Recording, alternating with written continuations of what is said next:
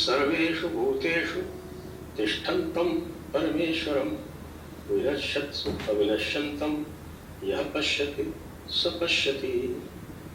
भगवत गीता कहती है ईश्वर सभी में स्थित, फिर उसकी मूर्ति पूजा क्यों? श्रीमद् भागवत बताती है यावत् सर्वेषु भूतेषु मद्भावो नोपजायते तावदेव उपासीत वाङ्मनः काय वृत्तिभिः। मूर्ति पूजा क्यों, इसके ऊपर बड़ी चर्चा होती है, बड़े विवाद होते हैं। आइए आज प्रोफेसर भरत गुप्त से समझते हैं। सब्सक्राइब कीजिए चैनल को और हमारा सपोर्ट का लिंक डिस्क्रिप्शन में दिया हुआ है। सपोर्ट अस, क्योंकि कारण आपके सामने हम नकली नहीं हैं, हम वही हैं जो हम अपने आप को बताते हैं।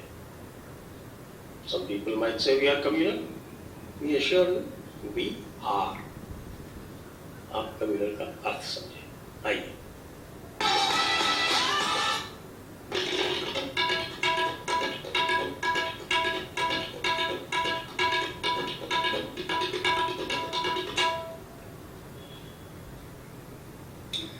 नमस्ते सभी दर्शकों को और स्वागत है प्रोफेसर भरत गुप्त जी आपका हमारे चैनल पे। प्रणाम। और ये जो आज का विषय है जी, इस पर बहुत समय बातचीत करने की इच्छा हो रही थी और जैसा कि है इसमें, क्योंकि जब हम बात करते हैं सनातन धर्म की तो सनातन धर्म जब बहुलता की बात करता है और जब समेकता की बात करता है, यूनिवर्सलिज्म की बात करता है, तो लोगों को समस्या क्यों होती है कि यदि वो अपने में एक ये जो भाव है जो कि भक्ति से व्यक्त होता है उसको भी अपने में समेट लेते हैं। जी देखिए, समस्या मूर्ति पूजा भारत में तो है नहीं, लेकिन हाँ अब लगभग 150 साल से ये समस्या भारत में इस तरह से हो गई है कि जो हमारा बौद्धिक वर्ग है, यानी जो यूरोप के संपर्क में 19वीं शताब्दी से आ गया और अंग्रेजी एजुकेशन जिनको मिली और फिर एक बहुत व्यापक प्रभाव समझिए 1820 के आसपास से प्रारंभ हुआ, तो ईसाई प्रभाव के, क्योंकि ईसाइयों का प्रभाव बौद्धिक स्तर पर बहुत होने लगा था, तो तब ये भाव उत्पन्न हुआ ईसाइयों के कारण कि मूर्ति पूजा है या मूर्ति पूजा किसी प्रकार का दोषपूर्ण है एक क्रिया, या ये भी ईसाई तो यही कहते थे कि भाई ये तो शैतान को मानने वालों का काम है। तो जब भारत में इस प्रकार की धारणाओं का प्रभाव ईसाइयों में हुआ, तो क्योंकि वो एक ऐसा समय था कि जब हम बहुत गहरी तरह से गुलामी की बेड़ियों में घिर चुके थे और एक तरह तरह की हीन भावनाएं हमारे अंदर आ गई थी, तो हम सोचने लगे कि ये मूर्ति पूजा बुरी क्यों है। अब उसी समय में हमारे प्राचीन ग्रंथों के बारे में चर्चा, उसका छापना, उसका पढ़ना, ये सब भी प्रारंभ हो गया था। यानी जो एक परिवर्तन मौखिक संस्कृति से एक प्रिंटेड यानी छपी हुई संस्कृति में आता है, ये प्रारंभ हो गया था। तो उस समय हमने एक एडजस्टमेंट किया और वो एडजस्टमेंट ये हुआ कि देखिए, हम तो वैदिक लोग हैं, हम सनातन धर्म को, वैदिक धर्म को मानने वाले हैं, और कुछ लोगों ने कहा, विशेषकर आर्य समाज को मानने वाले जो स्वामी दयानंद सरस्वती जी थे, उन्होंने कहा कि वेद में तो मूर्ति पूजा नहीं है, इसलिए मूर्ति पूजा हिंदुओं को नहीं माननी चाहिए। अब ये एक प्रखर स्वर था स्वामी जी का और एक ये वाद हुआ, और इसी धारा के अंदर ब्रह्मो समाज हुआ, देव समाज हुआ, और तरह तरह के लोग जो बंगाल में विशेषकर इससे बहुत प्रभावित थे। उनको ये लगा कि निर्गुण की उपासना जो उपनिषद में दी है वो वास्तव में सत्य है, और जो कर्म कांड की उपासना है वो इतनी अच्छी नहीं है, वो एक निचले स्तर की उपासना है। अब इसका पूरा इतिहास आज तक चला आ रहा है। आज तक भारत इस हीन भावना से मुक्त नहीं है कि मूर्ति पूजा या सगुण की उपासना या सगुण ब्रह्म किसी भी तरह से हेय नहीं है। कहीं ना कहीं ये भावना रहती है। जो पारंपरिक दर्शन थे और जो भक्ति काल का दर्शन था उसमें तो बात स्पष्ट थी, आपको निर्गुण उपासना करनी है तो निर्गुण उपासना कीजिए। तो राम बहुत से लोगों के लिए निर्गुण हैं, जैसे गुरु ग्रंथ में राम निर्गुण हैं, लेकिन अभी आपने थोड़ी देर पहले जो वैष्णव ग्रंथ का श्रेष्ठ शिरोमणि ग्रंथ है श्रीमद् भागवतम, उसका उद्धरण दिया, तो वहां मूर्ति पूजा का अर्थ है कि भगवान साकार है। तो यदि ईश्वर साकार है और हमने माना, और बड़े बड़े मनीषियों ने, हमारे एक नहीं सैकड़ों भक्त कवियों ने ये कहा कि ब्रह्म सगुण भी है निर्गुण भी है, और ये इस प्रकार का विचार चलता रहा अंग्रेजों के आने तक। अब ये अंग्रेजों के आने के बाद ईसाइयों के प्रभाव में जो हीन भावना हमारे अंदर आई है, ये असलियत में हमारी बीमारी एक है, और ये बीमारी भारत में आती है। इसके अंदर जैसे मैंने बताया ब्रह्मो समाज इत्यादि हैं, और फिर ये बीमारी और आगे जो बढ़ती है तो वो लोग, आप ये देखिए कि वो लोग जो निर्गुण के और सगुण के बीच में एकता को या एक ही सिक्के के दो पहलुओं को नहीं देख पाए, उन लोगों ने ये माना कि हर प्रकार का कर्मकांड, मंदिर जाना, मूर्ति पूजा करना, देवता की उपासना करना, ये है, और इसमें बड़े बड़े लोग हुए। हमारे जो आधुनिक मनीषी थे श्री अरविंद जैसे, उनके आगे ये प्रश्न नहीं था, क्योंकि उन्होंने ईश्वर को साक्षात अनुभव के द्वारा जाना था।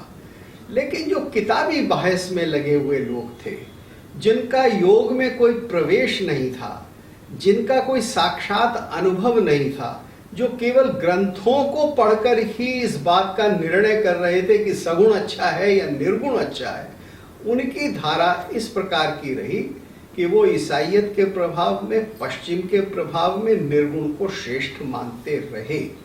और अब जब हम 1920 के आसपास आते हैं तो सबसे बड़ा नाम हमें महात्मा गांधी का मिलता है। तो महात्मा गांधी भी निर्गुण के ही उपासक थे, उनके लिए भी योग का कोई महत्व नहीं था, उनके लिए भी पातंजल योग का, कुंडलिनी जागरण का, साक्षात्कार का कोई महत्व नहीं था। उनके लिए एक बौद्धिक वैचारिक दृष्टि से ईश्वर की उपासना लगभग जैसा कि ईसाई निर्गुण रूप में करते हैं वही अच्छा था, वही उनके राम थे, वही उनकी कॉन्शियंस थी, वही सत्य था, वही अहिंसा थी, वही ब्रह्मचर्य था। तो ये धारणा हमारे यहाँ चलती है। बहुत बड़ा प्रभाव हमारे ऊपर आर्य समाज का रहता है, और जो बड़े बड़े इस समय 20वीं शताब्दी के अंदर बड़े बड़े संस्थान हुए, जैसे गुरुकुल कांगड़ी इत्यादि, इन्होंने जो समाज सुधार का कार्य किया वो तो निस्संदेह बहुत अच्छा था, स्त्रियों की शिक्षा इत्यादि इत्यादि। लेकिन ये जो सगुण उपासना को हेय बनाने का कार्य था, ये भारत के जनमानस में तो बिल्कुल नहीं हुआ, लेकिन कुछ विचारधाराओं में चलता रहा। और हम देखते हैं कि आज भी बहुत बड़ी बड़ी संस्थाएं इस द्वैत से आक्रांत हो गई हैं। कभी कभी मैं समझता हूं कि गांधीवाद और आर्य समाज का जो निर्गुणवाद है, जो कि वास्तव में किसी प्रकार की साधना से संबंधित नहीं है, केवल वैचारिक है, उसने हमारे बौद्धिक स्तर को बहुत गिरा दिया है। और आज बड़ी बड़ी संस्थाएं हैं देश में जो अपने आप को ये कहते हैं कि साहब हम तो निर्गुण ब्रह्म को मानते हैं, हम तो कबीर को मानते हैं, और वो कबीर का वो पक्ष पढ़ेंगे जिसमें पाहन पूजो प्रभु मिले तो मैं पूजू पहाड़ इत्यादि सगुण की निंदा है।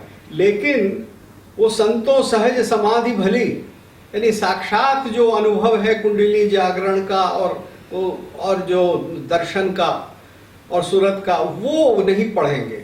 तो ये एक समस्या है। इसी के कारण मंदिरों के प्रति हमारे अंदर एक भयंकर उपेक्षा चल रही है। सरकारों के कब्जे हैं। अंग्रेजों ने मंदिरों को हेय बनाकर एक छोटे दर्जे की उपासना बनाकर उन पर कब्जा कर लिया कि ये तो इस प्रकार के स्थल हो गए हैं कि अब इनमें बहुत बड़ा सुधार करना है और इसलिए ये हमारे कब्जे में रहेंगे। और आज तक कि न केवल कांग्रेसी सरकार बल्कि भाजपा सरकार तक उनके ऊपर कब्जा हटाने का कोई भी आपको संकेत नहीं दे रही है। तो मैं समझता हूं कि ये केवल दार्शनिक प्रश्न नहीं है। निर्गुण उपासना को व्यर्थ में ऊंचा कर देना और सगुण को नीचा कर देना। तो ये मैंने आपको एक इतिहास दिया पिछले 150 साल का, और किस कारण से ये हो रहा है ये मैंने बताने का प्रयास किया। और मैं केवल यही कहूंगा कि इस समय बहुत आवश्यक है कि हम अपने दर्शनों की जो वास्तविक परंपरा है, जो परंपरा हमारी चल रही है 5000 साल से, उसको दोबारा समझें, उसको अच्छी तरह से जानें और ये देखें कि कभी भी हमने निर्गुण और सगुण में भेद नहीं किया। ये भेद कहां से आता है? अब इसका एक इतिहास अलग है। ये कहां से पैदा हुआ, सबसे पहले ये कहां गया, मतलब ये एक के दो कहां होते हैं, और फिर उसके बाद इसका पूरा इतिहास है, वो एक अलग बात है जिसके बारे में हम चर्चा कर सकते हैं। जी जी, ये तो इसका इतिहास पक्ष हुआ। जी हाँ। लेकिन जो सैद्धांतिक पक्ष है जी, इसमें ये है, तर्क ये दिया जाता है साहब की तो वेदों में तो मूर्ति पूजा कहीं नहीं है, उसमें तो सगुण की बात नहीं है, उसमें तो साकार ब्रह्म का कोई उल्लेख ही नहीं है। अब मैंने अभी आपको श्रीमद् भागवत से एक उत्तर दिया था जो वस्तुतः इसका सार है। क्योंकि भगवद गीता में कहा कि समम सर्वेषु भूतेषु तिष्ठन्तं परमेश्वरम विनश्यत्सु अविनश्यन्तं यः पश्यति स पश्यति। तो ये तो निर्गुण ब्रह्म का एक, मैं ये कह सकता हूँ कि एक बड़ा उदात्त एक लक्षण है। जी हाँ। लेकिन ये क्या सबके लिए संभव है? इसी का उत्तर श्रीमद् भागवत में कि यावत् सर्वेषु भूतेषु मद भावो लोप जायते, जब तक कि यह भाव तुम्हारे में नहीं आ जाता तब तक क्या करोगे? प्रश्न ये है कि लक्षण तो ये है कि समम सर्वेषु भूतेषु, क्योंकि सभी भूतों में यानी सभी बीइंग्स में जो ब्रह्म है वो ईश्वर है जो एक समान स्थित है, अवस्थित है। जी, ये थोड़ी सी कहीं से आवाज आपकी तरफ से आ रही है? नहीं, हमारे घर में तो नहीं है। डेस्क पे देखिए भाई, क्या ये आवाज कहां से आ रही पीछे से? सॉरी जी। तो यद्यपि यह सर्वोत्कृष्ट लक्षण तो यही है, लेकिन क्या वो सबके लिए संभव है? हाँ। यदि नहीं है तो यावत् सर्वेषु भूतेषु, ये आपको भाव लाना ये आपके लिए उचित है, हाँ। अपेक्षित है। लेकिन जब तक नहीं आता तब तक जी, ये एकदम से तो नहीं आ जाता, इसके लिए तो अत्यंत गहन साधना चाहिए। जी हाँ। तो तब तक क्या करें?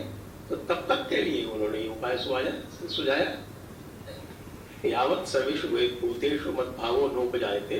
उसका अनुवाद कर देता हूं कि जब तक कि सभी भूतों में मेरा भाव आपके अंदर नहीं स्थित हो जाता है, जब तक वो भाव नहीं आता है तब तक तावदेव उपासीत, तब तक तुम उसी प्रकार से मेरी उपासना करो जैसे कि वांग मन काय विक्रिय, यानी वाक से, मन से और वृत्ति से आप करते रहे हो। जी हाँ, ये मुझे ऐसा लगता है कि ये बहुत ही एक उत्तम इसका एक निदान दिया गया है, क्योंकि ये कहना आसान है कि निर्गुण ब्रह्म करना चाहिए, लेकिन जब आप यज्ञ करने जाते हैं, यज्ञ के मंत्र हैं, यज्ञ के मंत्र में आप इंद्र की बात करते हैं, वरुण की बात करते हैं, मित्र की बात करते हैं, तो वो क्या है? वो सगुण है। देखिए यहाँ यही दीक्षित जी, यहाँ एक समझने की बात यह है कि आर्य समाज की जितने भी प्रचारक हैं वो यही कहेंगे कि वेद के अंदर तो मूर्ति पूजा नहीं है। अब वेद में मूर्ति पूजा है या नहीं है, ये किसी मंत्र में दी है या नहीं है, ये बात तो दूसरी है, लेकिन बड़ा प्राथमिक प्रश्न ये है कि वेद के अंदर जितने भी देवता हैं, इंद्र है, मित्र है, वरुण है, पुषाण हैं, और जितने भी क्या कहते हैं स्त्री देवता इत्यादि सब हैं, तो वो सब सगुण हैं। उनका रूप है, उनका चलना फिरना, क्या उनको अच्छा लगता है, कौन सा भोजन उनको प्रिय है, तो देवताओं का स्वरूप सगुण स्वरूप है। वेद के अंदर ही इस बात का संपूर्ण निराकरण है, इस शंका का कि क्या जो परम तत्व है वो सगुण है अथवा निर्गुण है। क्योंकि वेद में तो ये इतने सारे देवता हैं, और फिर वेद में ये भी स्पष्ट कर दिया कि ये सारे देवता जो हैं वो एकम सद तद विप्रह वदंति अग्निम मातरिश्वान इत्यादि नाम से ये सब देवता कहे गए हैं। तो ये भी कह दिया गया कि ये सब देवता एक ही सत्य का स्वरूप हैं। तो अब यहां बड़ा स्पष्ट हो जाता है कि सत्य सगुण भी है और निर्गुण भी है। ऐसा नहीं है कि हम सगुण की उपासना इसलिए करते हैं कि वो हमारे करने में आसान है, कि हम उस अवस्था तक अभी पहुंचे नहीं है। वो बात भी सच है कि जो निर्गुण है, वो गीता में भी कहा गया है कि इतना आसान नहीं होता निर्गुण के ऊपर ध्यान लगाना। तो और योग मार्ग में भी है, और योग मार्ग में भी कहा गया है कि सबीज समाधि पहले होती है, निर्बीज समाधि बाद में होती है। ये सारे लक्षण हैं, लेकिन तत्वतः ब्रह्म दोनों रूप में निरंतर प्रकट होता है। क्यों? क्योंकि ब्रह्म निर्गुण है और वो कारण है, और फिर ब्रह्म जब सृष्टि बनता है तो वो सृष्टि से अलग नहीं होता, और वो सृष्टि सगुण सृष्टि होते हुए भी वो सगुण ब्रह्म रहता है। और इस बात की व्याख्या तो भक्ति काल में बार बार तरह तरह से की ही गई है। हम और आप इस पर पहले भी चर्चा कर चुके हैं। अगुण अमान अरूप एक रस, राम सगुण भे भगत प्रेम वस।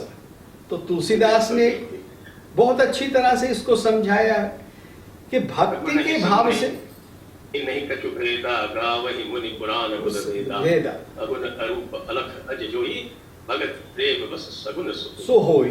तो जिस तरह से पानी को आप गिलास में रखेंगे तो वो गिलास का आकार ले लेता है, अगर उसे कटोरे में रखेंगे तो वो कटोरे का आकार ले लेता है पानी, लेकिन तत्वतः वो पानी ही रहता है। आकार वो एक गुण है, और वो सगुणता का गुण होते हुए भी ऐसा नहीं है कि फिर वो ब्रह्म नहीं रहता। अब ये बात बहुत महत्व की है, क्योंकि इस रहस्य को अगर हम नहीं समझेंगे तो हम उसी चक्र में, बल्कि मैं तो ये कहूँगा कि हम उसी कुचक्र में फंस जाएंगे जिसमें बहुत से अन्य इस विश्व में लोग फंसे हुए हैं। अगर उनका नाम लिया जाए तो ईसाई और मुसलमान मत के लोग, कि जहां ये माना जाता है कि ईश्वर बनाने वाले से सृष्टि अलग है, ईश्वर अपनी सृष्टि से हमेशा दूर रहता है, उन दोनों के बीच में कोई भी एकाकारता को मानना गलत है। इसलिए किसी भी प्रकार से सगुण की पूजा नहीं हो सकती, क्योंकि ईश्वर तो कभी प्रकृति में हमें दिख ही नहीं सकता, इसलिए उसकी मूर्ति, उसकी छवि इत्यादि नहीं बन सकती। तो ये जो भेद सबसे बड़ा आता है, और जो मूर्ति पूजा के विरोध में लोग लगते हैं, वो इसी भेद के कारण लगते हैं, इसी भ्रम के कारण लगते हैं। तो मैं ये स्पष्टता करना चाहूंगा कि केवल निर्गुण तक पहुंचने की कठिनाई के कारण सगुण की उपासना नहीं है। सगुण वास्तव में एक सत्य का उतना ही अंश है जितना निर्गुण। ये बात बिल्कुल बिल्कुल। इसी को लेके ये अवतारवाद की खंडन करते हैं, अवतारवाद का खंडन करते हैं। बिल्कुल। लेकिन स्वयं ऋग्वेद में जी 6ठे अध्याय में रूपम रूपम प्रतिरूपो बभूव ये आया हुआ है। जी हाँ, जो कि बृहदारण्यक उपनिषद में भी इसको रिपीट किया गया है। बिल्कुल, और बिल्कुल। दूसरे उपनिषद में भी है। कठोपनिषद में आ गया कि एको वशी सर्वभूतांतरात्मा हाँ, एकम रूपम बहुधा यह वदति। बस जो वेद में कहा रूपम बहुधा यह करोति। तो जो पहले कहा गया एकम सद विप्रा बहुधा वदंती अग्नि मातरेश्वान आहु इत्यादि, जो ऋग्वेद के जो ऋचा है उसी के अनुसार ये मंत्र, उसी के अनुसार उपनिषद का भी वाक्य है। तो उपनिषद का वाक्य भी ऋचा के ही अनुसार है, ऐसा नहीं है दोनों के बीच में कोई मतभेद है या टकराव है। तो ये बात अब समझने की है भारतीय परंपरा को, और इसलिए मैं समझता हूं कि हमें कुछ और भी जो भारत में विकास हुआ सगुणता के विषय में, ब्रह्म को सगुण मानने के विषय में, वो इसलिए जानना चाहिए कि जो सगुण को मानने वाले हैं केवल भारत में नहीं, सारे संसार में जो सगुण को मानते हैं या सगुण रूप में ईश्वर को मानते हैं, वो कलात्मक होते हैं, वो सहृदय होते हैं, वो रसात्मक होते हैं, वो काव्य की रचना करते हैं, वो बड़े बड़े किसी न किसी प्रकार से ईश्वर के लिए और अपने लिए भवन बनाते हैं, और जो केवल एक प्यूरिटन एटीट्यूड से चलते हैं कि जहां बस कुछ नहीं होगा, कोई प्रतिमा नहीं होगी, जो यही कहते रहेंगे तस्य प्रतिमा नास्ति। अब एक तो यही इसका तस्य प्रतिमा नास्ति को लोग गलत समझते हैं। प्रतिमा का अर्थ वह मूर्ति नहीं है, तस्य प्रतिमान नास्ति, यानी हम उसका मान, उसका नाप नहीं कर सकते। कोई भी चीज उसको नापने के लिए इंस्ट्रूमेंट नहीं बन सकती, ये इसका अर्थ है तस्य प्रतिमान नास्ति। म जो है वो संस्कृत में मेजर के लिए होता है। से लिखते हैं जी, तस्य प्रतिमा नास्ति तो करेंगे तो तस्य प्रतिमान अस्ति ऐसे हो जाएगा। हाँ, तस्य प्रतिमा न अस्ति ऐसे हाँ हो जाएगा। लेकिन इसको दूसरी तरह से भी आता है कि न तस्य प्रतिमा अस्ति। हाँ, ये भी है। तो वो तो वही तो बात है ना, जो प्रतिमा का अर्थ है उसको बिल्कुल, उसका जो है वो मैं कहूंगा कि उसको अर्थ को ही भ्रष्ट किया गया। बिल्कुल वही तो का अर्थ जो है वो ये लिया गया है कि साहब के प्रतिमा का अर्थ जो है वो मूर्ति नहीं होती होता है। हाँ, या मूर्ति नहीं है, उसको मेजर करने का कोई साधन नहीं है, ये अर्थ है। संस्कृत में प्रतिमा का अर्थ मूर्ति न होकर और उसका ये है कि उसके समान कोई नहीं है, उसके बराबर कोई नहीं। बिल्कुल, उसका कोई मानक नहीं है। ब्रह्म का तो कोई प्रतिमान है ही नहीं, है ही नहीं, उसको कोई मेजर नहीं कर सकता। ये अर्थ है उसका। खैर, तो जो एक और इसमें जी बात आती है, वैसे तो मेरे पास काफी ये जो करते हैं उसका मैंने उदाहरण दे रखे हैं, हैं हमारे, उन्होंने निकाले थे तो मैंने उसको नोट कर लिया था जी। वेदों से ही उदाहरण है अवतारों के ही, लगभग सभी अवतारों के। वो मैं अभी दिखाऊंगा, इसके ऊपर स्क्रीन के ऊपर भी दिखाऊंगा, पढ़ के भी बताऊंगा। वो उसके अतिरिक्त भी जब ये जो सारी समस्या कहाँ से आरंभ हुई है कि वेदों को कह दिया गया कि वेद जो है वो ईश्वर की रचना है। जी, मतलब एग्जैक्ट जो लिखा हुआ है सत्यार्थ प्रकाश में वो बोल रहा हूँ कि आपके वेद जो है वो ईश्वर रचित है।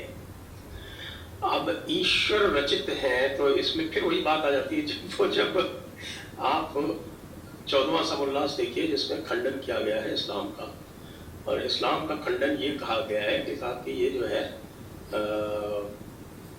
अल्लाह का कलाम नहीं हो सकता, ये कलामुल्लाह नहीं है, कलामुल्लाह नहीं है। उसका ये कहते हैं कि साहब कि ये कोई अल्लाह ने अपने हाथ से नहीं लिखा है, क्योंकि उसमें बिस्मिल्लाह और रहमान और रहीम आ गया, तो अल्लाह अपनी प्लेस कैसे कर सकता है, इस तरह का।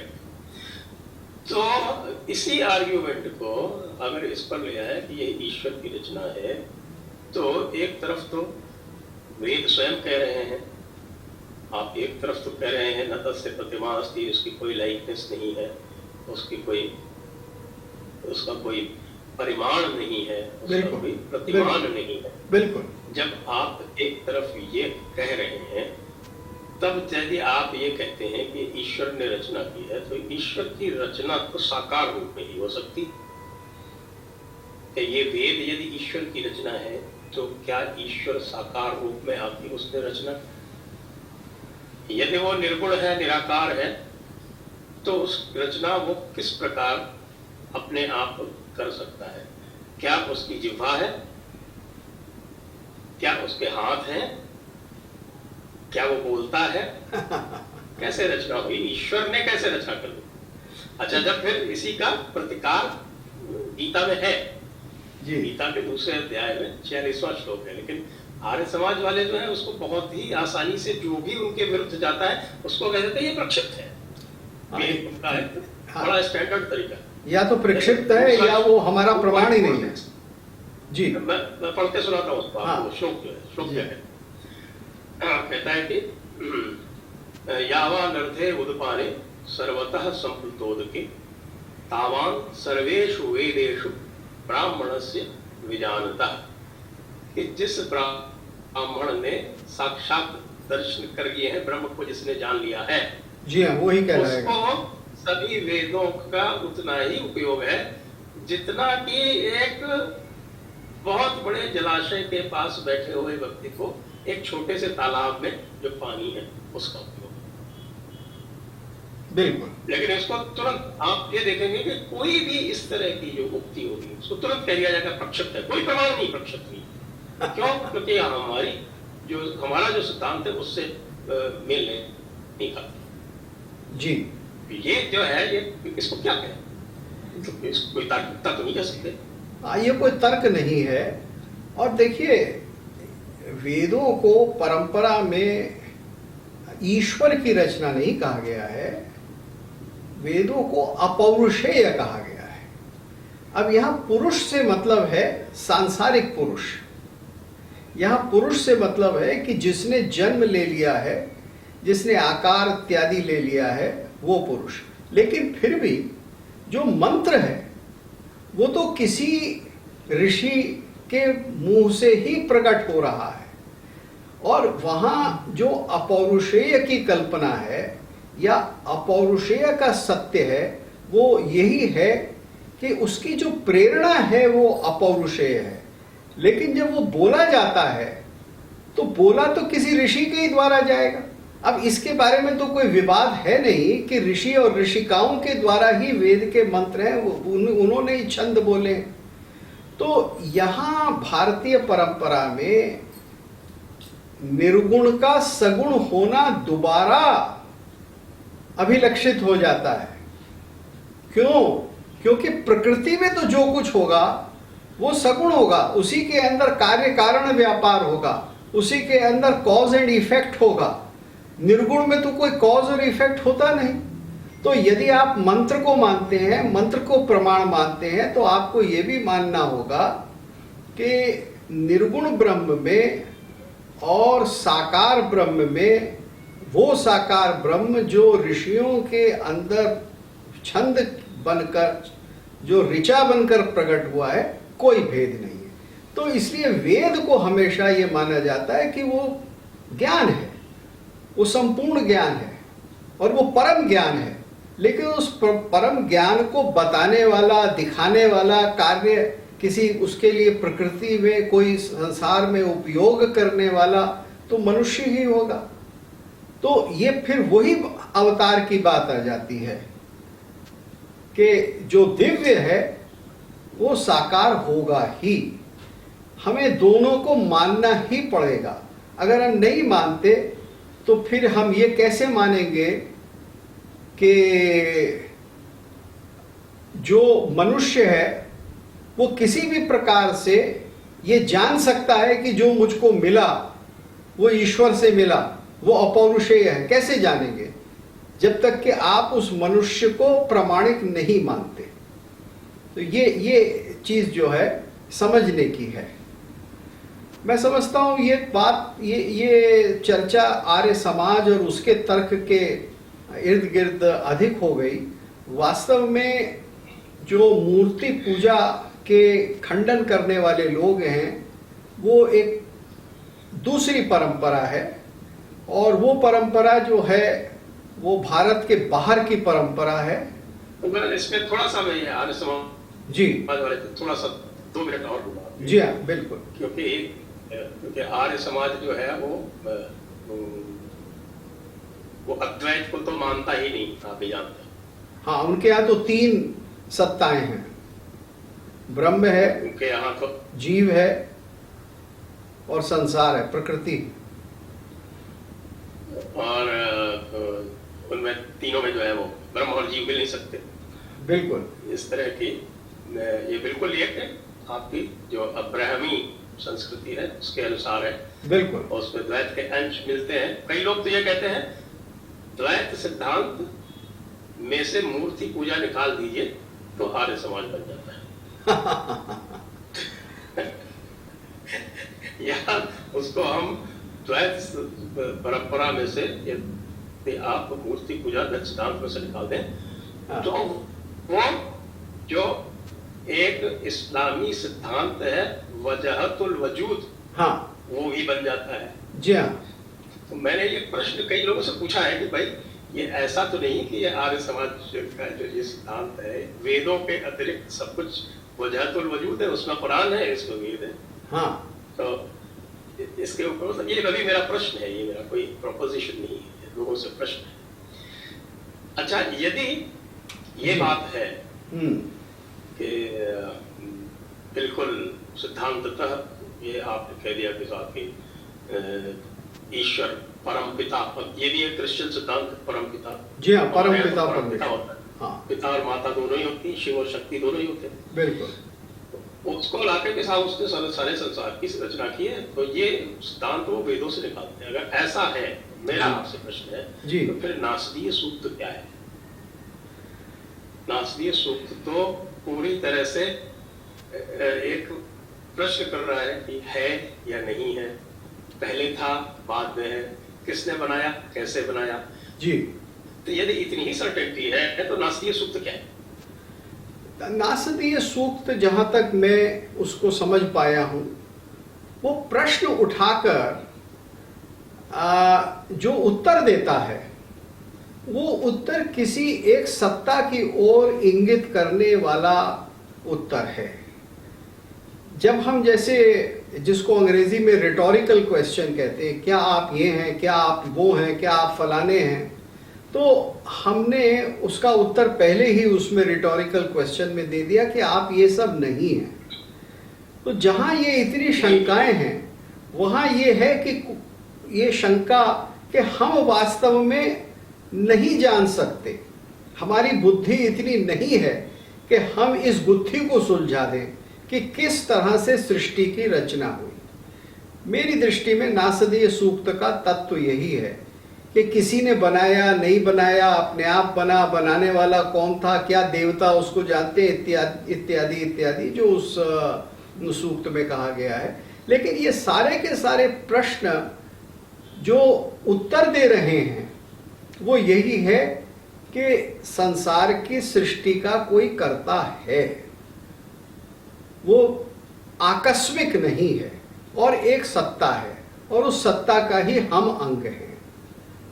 तो ये जो बृहद ब्रह्म की कल्पना बाद में स्पष्ट रूप से आ जाती है उपनिषद में, आरण्यक में, तो वो नासदीय सूक्त में विराजमान है। ये मेरी दृष्टि है नासदीय सूक्त के। उपनिषद में तो जब हम जाते हैं तो उसमें तो कम से कम मुझे तो अद्वैत सिद्धांत की प्रमुखता लगती है। हाँ, वो तो निस्संदेह है, निस्संदेह अद्वैत है। साक्ष ब्रह्म वाक्य जो है वो तत्वमसि, इससे ज्यादा स्पष्ट क्या होगा? तत्वमसि, अहम ब्रह्मास्मि इत्यादि ये महावाक्य जो हैं ये तो आधार है। इसी को लेकर ब्रह्म सूत्र इत्यादि की व्याख्या शंकराचार्य जी ने की थी। जी जी, बस एक और बात छोटे से मैं अवतारवाद के बारे में बहुत कुछ कहा जाता है कि साथ में अवतारवाद जो है वेदों के बाहर है। हाँ। मेरे पास कुछ ये आए हुए हैं, मैं एक अभी थोड़ी देर में दिखा दूंगा।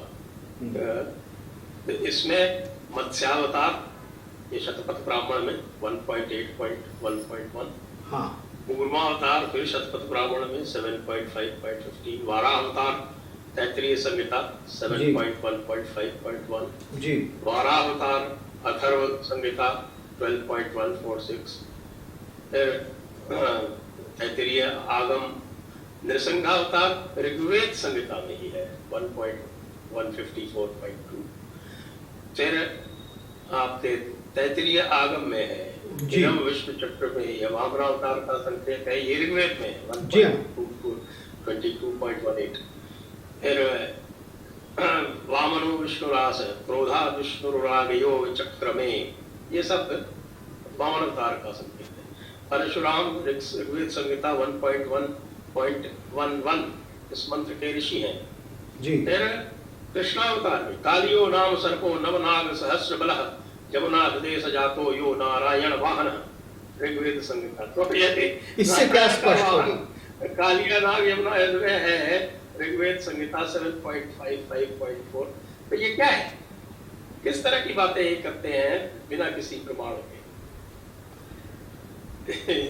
देखिए इसी तरह और बहुत सारे इसमें प्रमाण हैं वास्तव में मेरे पास इसके जी उल्लेख हैं। तो ये तो हो गई ये बात। अब हम आते हैं जो यहाँ तो हमारा ये बौद्धिक जिसको कह सकते हैं कि बौद्धिक मतांतर है जी, लेकिन जहाँ हमको नष्ट करने के ऊपर उतारू है, वहां क्या समस्या है इस्लाम में और ईसाईयत में? देखिए इसका इतिहास अलग है।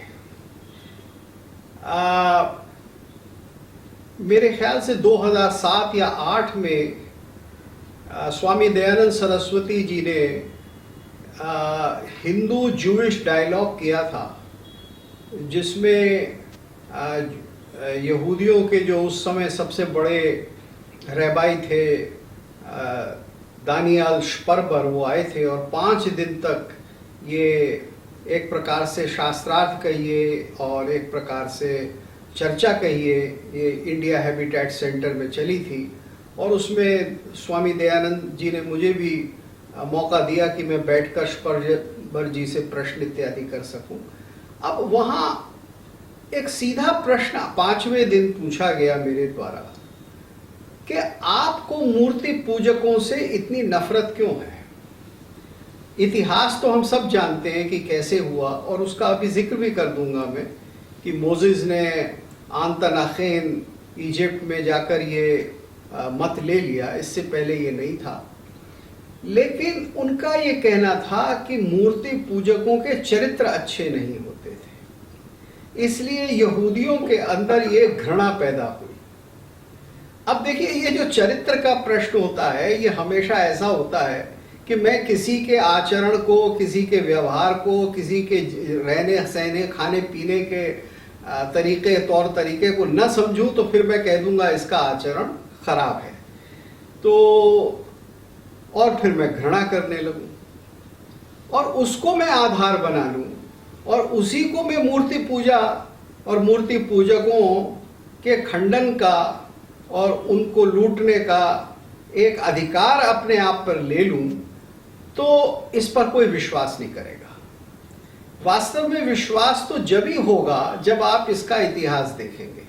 और देखिए, इसका इतिहास ये कहा जाता है कि जब मोसेस, बहुत से लोग कहते हैं कि मोसेस थे ही नहीं, लेकिन उस बात को छोड़ें, हम मानते हैं कि वो थे और वो इजिप्ट में रहे जिन भी कारणों से, तो दास बनकर रहे या इजिप्ट के लोगों के द्वारा उनके शासन में रहे, तो वहाँ उन्होंने आंतनखेन के द्वारा, खान के द्वारा सूर्य की उपासना ही सच है, बाकी सब देवताओं की उपासना गलत है। इस मत के आधार पर उन्होंने ये माना अपने यहूदियों के लिए कि यावे की उपासना ही सच है और बाकी सबके लिए गलत है। और फिर वो लौट कर आते हैं और तब से यहूदियों का यही मंत्र जो है वो आगे चलकर ईसाई ले लेते हैं। ईसाई तो असलियत में यहूदियों में से निकले हैं, क्राइस्ट यहूदी ही थे। और मेरा देवता सही है, दूसरों के देवता गलत हैं, ये सिद्धांत संसार में व्याप्त होने लगता है। अगर आप इसको ना देखकर बाकी उपासना का इतिहास देखें, सारे विश्व में, अफ्रीका में, एशिया में, जापान में, जगह जगह की जनजातियों में, तो हर जगह मूर्ति की पूजा है, सगुण की पूजा है। मूर्ति को ही दिव्य मानना है, मूर्ति को ही साक्षात भगवान मानना है, चाहे अफ्रीका के जंगल के लोग हों, चाहे ऑस्ट्रेलिया के लोग हों। ये इसका संपूर्ण इतिहास हमें मिलता है। ये द्वेष आता है जो इतिहास मैंने आपको बताया, और आज तक वही मूर्ति भंजन वो केवल इसलिए है कि ये एक बहाना है दूसरों पर अधिकार करने का, अतिक्रमण करने का, उन्हें लूटने का, उनके जितने धन हैं, स्त्रियां हैं, उन सबको छीनने का। तो ये एक अदार्शनिक दृष्टि है पूरी तरह से, और इसका खंडन विश्व को करना चाहिए, विशेषकर हिंदू समाज को करना चाहिए। भारत के अंदर ये दृष्टि कभी नहीं रही। भारत ने तो सगुण और निर्गुण दोनों को एक माना है। और भी अधिक स्पष्टता से जब हम इस्लाम के कार्यकलापों को देखते हैं भारत में, तो वो और भी अधिक स्पष्ट हो जाता है। बिल्कुल। या फिर जो हम कैथोलिक्स के कार्यकलापों को देखते हैं गोवा, वहाँ स्पष्ट हो जाता है। बिल्कुल। तो इनके जो सिद्धांत पक्ष है जी, उसका क्रियान्वयन किस प्रकार हुआ उनके व्यवहार पक्ष द्वारा, वो बिल्कुल स्पष्ट हो जाता है इन दो उदाहरणों के द्वारा। नहीं, आज भी हो रहा है। इतिहास में ना जाइए, आप पाकिस्तान में क्या हो रहा है आज देखिए, बांग्लादेश में क्या हो रहा है आज देखिए, और यजीदियों के साथ अभी क्या हुआ है पिछले 10 साल में, और अभी भी जगह जगह क्या हो रहा है वो आप आज भी देख सकते हैं। वो केवल ऐतिहासिक नहीं है, वो जीवंत है, वो द्वेष जीवंत है, और वो मानव जाति के लिए बहुत बड़ा खतरा है। I hope the wokes will wake up one day to this truth. जो हमारे वोक भाई हैं वो भी वेकअप होंगे और इस सिद्धांत को समझ पाएंगे कि ये हो क्या रहा है। अभी वो सोए हैं, वो they have not woken up as yet. Woakes woken नहीं है इस मामले में। तो दिखा है ना, अभी हमने एक फतावा आलमगीरी का अनुवाद कराना आरंभ किया है, तो तो स्पष्ट लिखा हुआ है कि जिहाद के बारे में कि हर आजाद मर्द, बुद्धिमान, स्वस्थ पर जो जिहाद पर समर्थ है उसे जिहाद करना अनिवार्य है। हाँ, लाजिम है, उसके लिए लाजिम,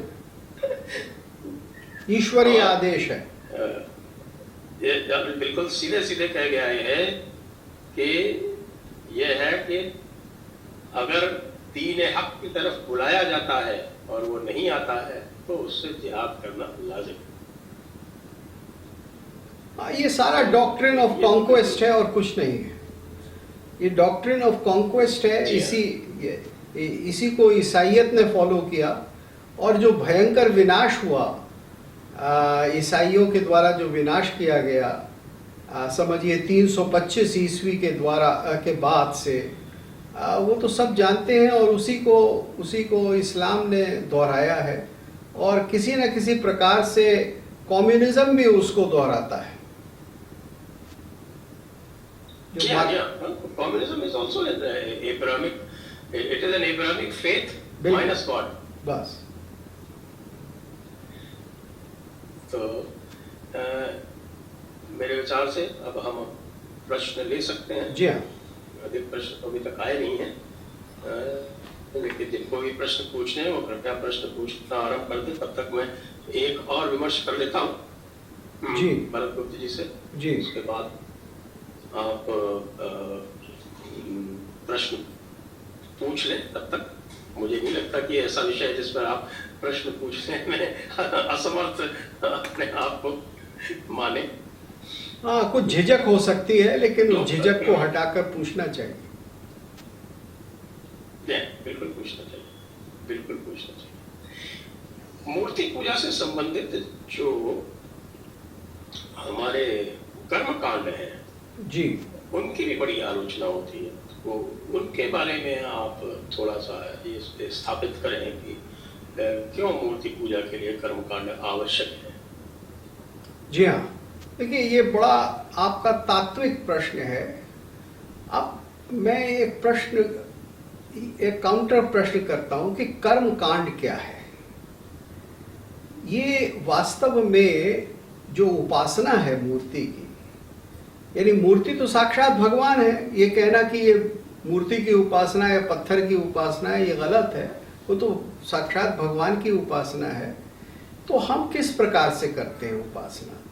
वो मनसा वाचा कर्मणा, वो मन से होगी। वांगमनः काय वृत्ति। हाँ, बस वो तरह तरह से इसको, हाँ, वो जो आपने उसको दूसरे शब्द, उसी शब्दों को फिरा के थोड़ा सा कह दिया।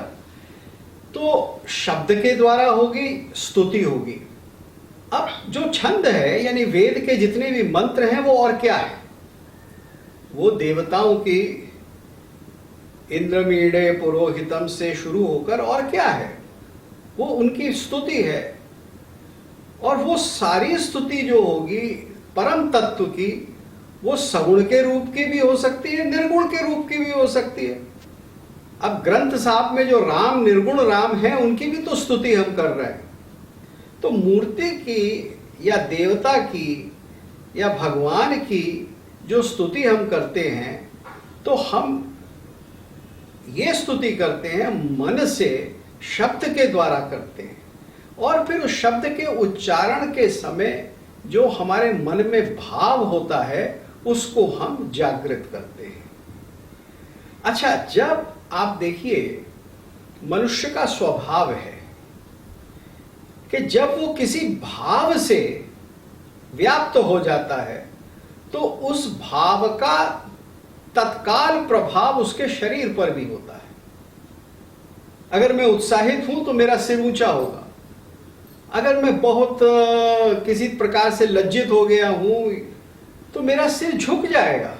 अगर मैं क्रोध में हूं तो मेरे नथने फूलेंगे, मेरा मुंह लाल हो जाएगा। अगर मैं दयनीय हूं तो मेरी आंखों से अश्रु निकलेंगे। तो किसी भी भाव का शरीर पर उसी समय प्रभाव होता है। और नाट्य इत्यादि की भाषा में उसको अनुभाव कहा गया है कि जो भाव के बाद आएगा ही वही अनुभाव है। तो जो ये होता है हमारे साथ, हम उसी के आधार पर देवता की पूजा करते हैं, उसका सत्कार करते हैं। तो आप फूल भी चढ़ाएंगे, आप स्तुति भी करेंगे कि भगवान कितने महान हैं, कितने दयालु हैं, क्या क्या वो करते हैं और मेरे लिए क्या करते हैं।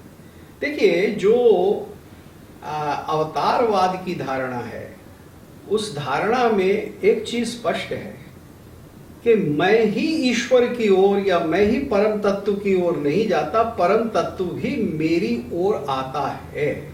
बिल्कुल बिल्कुल बिल्कुल। देखिए ये चीज, अब ये चीज स्वयं में एक सत्य है। आप ये देखिए कि यावे जो है वो कभी नहीं आता। यावे तो केवल ये देखता है कि मेरे आदेश का पालन हुआ या नहीं हुआ। लेकिन और अगर ईसाई ये कहते हैं कि ईश्वर जो है वो प्रेम कर रहा है, तो ये विचार तो अवतारवाद का विचार यूनानियों से लेकर आया है, क्योंकि ईश्वर का बेटा उन्होंने बनाया ना ईसा मसीह को, तो वहां भी ईश्वर नीचे आते हैं। अवतारवाद का आधार ही ये है कि अगर भक्त मेरे तक नहीं आ सकता तो मैं भक्त तक जाता हूं। देखिए इसके बारे में तो गीता भी कह चुकी है, यदा यदा ही धर्मस्य कह चुकी है, और इसके बारे में तुलसीदास भी कह चुके हैं कि जब जब होत धर्म की हानि, बाढ़ अधम असुर अभिमानी, तब तब धर प्रभु विविध शरीरा, हरहि कृपा निधि सज्जन पीरा। तो कृपा निधि तब शरीर धारण करके सज्जनों की पीर को, उनकी तकलीफ को, उनके दुख का हरण कर लेते हैं, उनके पास आके, उनके साथ आके। तो अवतार का अर्थ तो बिल्कुल ये है कि जैसे रंगमंच के ऊपर एक नट उतरता है, इसी तरह से इस पृथ्वी के ऊपर भगवान साक्षात अवतार लेते हैं, आते हैं। अब आप इसको देखिए कि ये कितना प्रेम का संबंध है कि आपका इष्ट आप तक आ गया, तो इसमें आपका अधिकार है, इसमें आपका बल है। जी, ये गीता है 9.29। हाँ, वो तो यदा यदा ही धर्मस्य ग्लानिर्भवति भारतः। नहीं वो नहीं है, वो जी, कोई दूसरा भी होगा। समोहम सर्वभूतेषु समोहम सर्वभूतेषु न मे द्वेषोऽस्ति न प्रियः ये भजन्ति तु मां भक्त्या मयि ते तेषु चाप्यहम्। हाँ, वो उसमें भी ये सिद्धांत को रखा गया है, यानी अवतारवाद के अतिरिक्त ये भजन करते हैं, उनको मैं प्रेम करता हूँ, उनके अंदर। बिल्कुल। या फिर वो क्या है कि एक तो है ना आपका, ये यथा मां प्रपद्यन्ते तांस तथैव भजाम्यहम्। तो वो वास्तव में देखा जाए तो गीता तो पहला उपनिषद है भक्ति का। अगर सबसे पहला प्रमाण आपको लेना है कहीं भी भक्ति के सिद्धांत का, तो वो श्रीमद् भगवत गीता ही है। वो पहला उपनिषद है, वहीं से सारे सूत्र मिल जाते हैं और उन्हीं का विकास आगे चलकर हो रहा है। तो जो बात ये हो रही थी कि अवतार की जो खूबसूरती है, अवतार का जो तथ्य है, वो भगवान को भी नीचे लाने का है और वो भगवान को हमारे बीच में लाने का है। और देखिए, ऐसा नहीं है कि केवल भक्ति काल में इसकी कल्पना थी। अगर आप आज श्री अरविंद का दर्शन देखें, यानी 20वीं शताब्दी में, तो वहां भी डिसेंट ऑफ द सुपरनैचुरल है, वहां भी शक्ति का हमारे बीच में आना है। तो ये एक साक्षात अनुभूति है उनकी, जिन्होंने ईश्वर को पाया है, जिन्होंने साक्षात रूप से अनुभव किया है।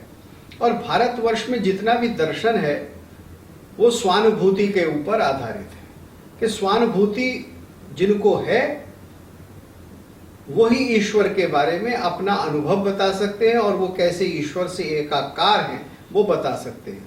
वो केवल ईश्वर का संदेश नहीं देते। इस पे ये भी बात आई थी कि जी, ये जो लोग कहते हैं ना कि आपके नहीं अवतार नहीं हो सकता या मूर्ति में भगवान नहीं आ सकता, तो उनसे ये पूछने की आवश्यकता निश्चित रूप से कि ये भगवान की शक्तियों पर ये रोक किसने लगाई? भगवान ने स्वयं लगाई, तो तुमको कैसे पता चला उन्होंने आके तुमको बताई क्या? हाँ। और यदि भगवान ने नहीं लगाई तो किसने लगाई? क्या पादरियों ने लगाई या मौलवियों ने लगाई? किसने ये रोक लगा दी कि नहीं भाई वो मूर्ति में नहीं आ सकता? हाँ, तो फिर सर्वशक्तिमान कहाँ रहा? ये सर्वशक्तिमान है और मूर्ति में नहीं आ सकता, तो सर्वशक्तिमान नहीं है। बिल्कुल। और देखिए, मैं एक दूसरा उदाहरण देता हूँ। इस प्रकार से बहुत सारे प्रश्न उठ जाते हैं इस्लाम के सिद्धांत या थियोलॉजी पर और ईसाइयत भी, कि इन दोनों मतों के अंदर ईश्वर है और उसके दूसरे छोर पर शैतान है। हाँ, ये तो सब में है। वो तो डुअलिटी अवश्य वहाँ आवश्यक है। और शैतान जो है वो परमानेंट है।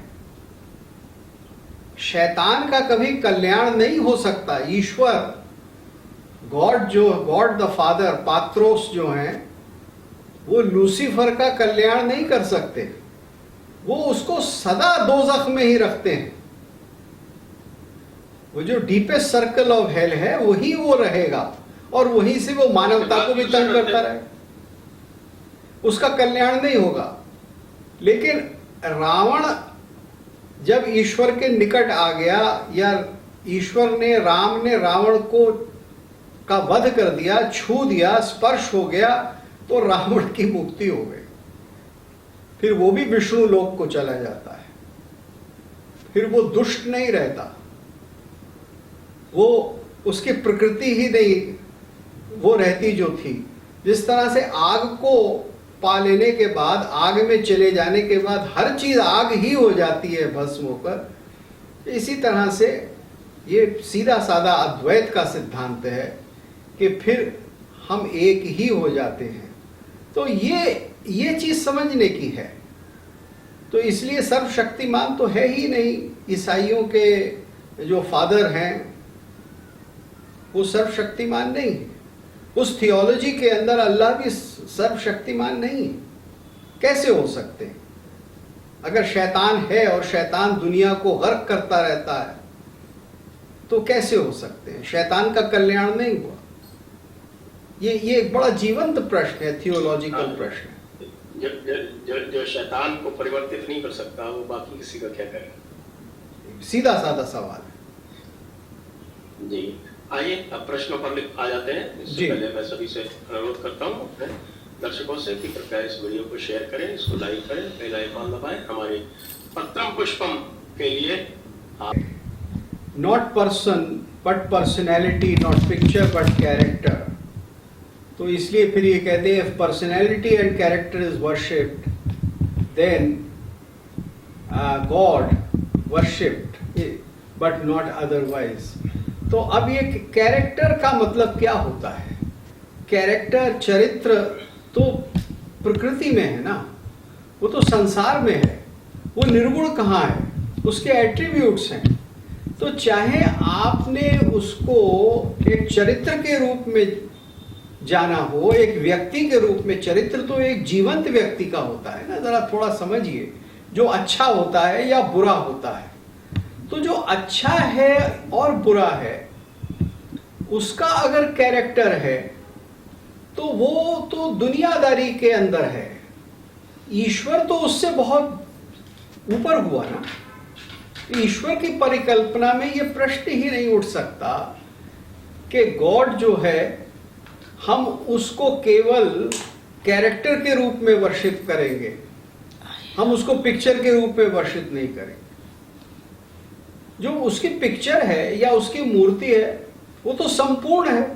जिस तरह से आप एक व्यक्ति के चित्र को देखकर उसके चरित्र का ध्यान करते हैं, वो चरित्र आपके सामने होता है। तो इसी तरह से किसी भी चिन्ह को लेकर, किसी भी संकेत को लेकर, किसी भी लिंग को लेकर हम ईश्वर को ही देखते हैं, हम ईश्वर का ही दर्शन करते हैं। हम केवल लाइनों का या रंग का दर्शन नहीं करते।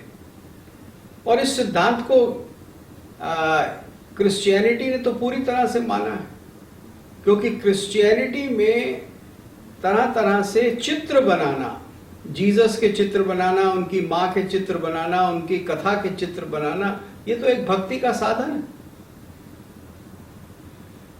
तो ये जो आपका प्रश्न है, ये प्रश्न तो ईसाइयत के साथ हमेशा से रहा। वो एक कहते हैं ना, वो मजाक में कहते हैं कि तोड़ा कुत्ता तामी और मारा कुत्ता कुत्ता। हाँ। सो तो अब उनकी मूर्ति तो आइकॉन और जी। हमारी मूर्ति तो आइडॉल। हाँ, तो और- idol worship is bad, icon worship is great. जी हाँ। और देखिए, ये जो आइडल या ईदोलॉन है, ये ईदोलॉन शब्द है यूनान के जो देवता थे, ग्रीक जो देवता थे, यानी जो सूर्य के देवता या प्रातःकाल के देवता या ज्यूस इत्यादि, तो उन्हीं की तो मूर्तियां या आइडोलॉन बनते थे। आइडोलॉन का तो वही अर्थ है। तो वास्तव में आपने सबसे पहले तो यूनानियों की मूर्ति को बुरा कहा, इसलिए आइडोलॉन को बुरा कहा, आइडल को बुरा कहा और उसको तोड़ा। आप आइकोनोक्लास्ट बन गए। और फिर आपने चित्र को, आइकॉन को, ईसाइयों के द्वारा जो चित्र बनता था ईसा मसीह पे, उसको अच्छा कहा। तो इसलिए चित्र बनाना अच्छा हो गया। सलीब पे ईसा तो हर चर्च में रखते हुए है ना, वो भी तो मूर्ति ही है। बिल्कुल मूर्ति है। और अक्सर तो अब उनकी मूर्ति बनने ही लगी थी, बहुत पहले से ही मूर्ति बनने लगी थी। तो ऐसा तो है ही नहीं कि संकेत को या चिन्ह को कोई भी ऐसा धार्मिक संप्रदाय है जिसने पूरी तरह से छोड़ दिया। ये वास्तव में केवल एक ऐतिहासिक द्वेष है जो चला आ रहा है। इसके पीछे ना कोई दर्शन है, न इसके पीछे कोई तर्क है। ये एक इतिहास में चला आ रहा है, मूर्ति पूजा के प्रति द्वेष या आइकोनोक्लाज्म जो चला आ रहा है। ये सांप्रदायिक है, ये प्योरली कम्युनल है, ये थियोलॉजिकल नहीं है, ये पॉलिटिकल है। Next, Vishwas Indraganti, can you please explain what is chitta and the state of satya chitta आनंद? एक तो ये सत्य चित्त आनंद नहीं है, ये सत्य चित्त आनंद है, और चित्त और चित्त में अंतर है थोड़ा सा। तो मन, बुद्धि, अहंकार, चित्त, और उसके साथ में चित्त है। चिदाकाश महाकाश वासम भजे, वो दूसरा है। हाँ, वो चित्त नहीं है। ठीक है, देखिए ये तो चित्त है। चित्त, हाँ, जो एक तो सेल्फ है और एक यूनिवर्सल सेल्फ है, इसको हाँ। इस तरह से ले। हाँ, वो चित्त ही चित्त है। है वो हमारा हाईएस्ट कॉन्शियसनेस जो हमारी है, और यूनिवर्सल कॉन्शियसनेस है वो चित्त है। तो चित्त और चित्त में अंतर है। बिल्कुल। अब देखिए, नेक्स्ट, जब सत्य का दर्शन होगा और सत्य ही चित्त में होगा तो आनंद की अनुभूति, वास्तव में आनंद की ही अनुभूति होगी। रसो वै सह यम लब्ध्वा आनंदी भवति, कि वो वास्तव में परम रस है। उसको प्राप्त होकर हम आनंद में डूब ही जाएंगे। तो इसलिए वो तीनों इकट्ठे ही होंगे, वो कभी अलग अलग नहीं हो सकते। ये अद्वैत का सिद्धांत है और ये योगियों की अनुभूति है। नेक्स्ट,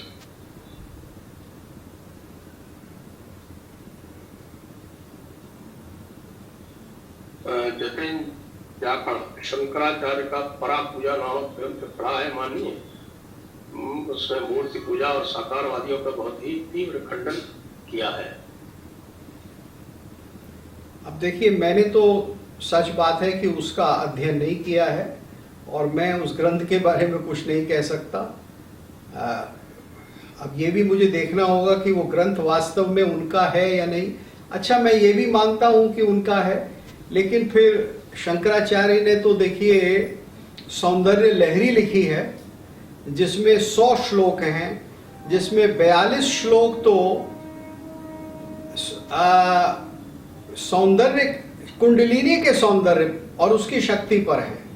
लेकिन उसके बाद जितने भी श्लोक हैं 50 से अधिक, वो तो देवी के साक्षात रूप के ऊपर हैं। देवी का नख शिख वर्णन है, देवी के बालों से लेकर देवी के चरणों के नख तक, देवी के जितने भी अंग हैं, एक एक अंग है, उसका हर एक अंग का उन्होंने सौंदर्य रूप में वर्णन किया है।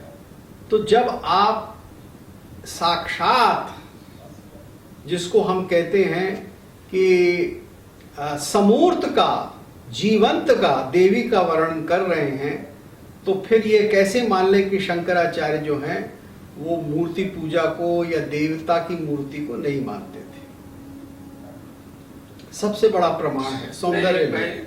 इसमें और इनसे जतिन जी से मैं थोड़ा सा निवेदन कर दूं कि मुझे लगता है कि आप परा पूजा किसके लिए लिखा गया है, परा का अर्थ क्या है, जब पहले परा तो आप समझ लें, जब परा विद्या की बात आती है, दैट इज परा पूजा, बियॉन्ड पूजा, जब परा की बात कर रहे हैं तो परा में किसकी बात करेंगे?